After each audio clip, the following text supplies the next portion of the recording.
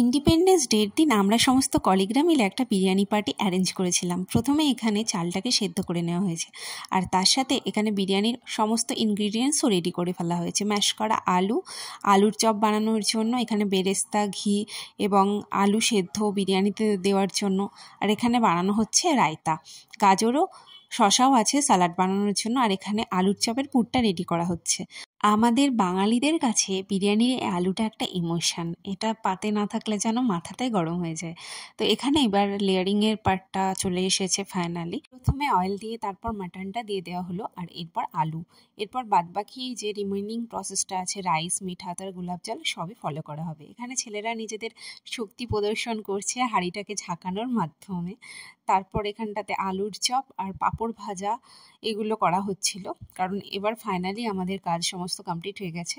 শুনতে যতটা ইজি লাগছে ততটা তাড়াতাড়ি হয়নি, অনেক সময় লেগেছে। এখানে সবাই অধীর আগ্রহে বসে আছে কখন খাবে। আর এখানটাতে আমি আমার প্লেটটাও ফিল করে নিয়েছি খাওয়ার জন্য। So it was really flavourful and scrumptious. আসলে সবাই মিলে কিছু করলে তার টেস্টটা দ্বিগুণ বেড়ে যায়। So it's all about the biryani party.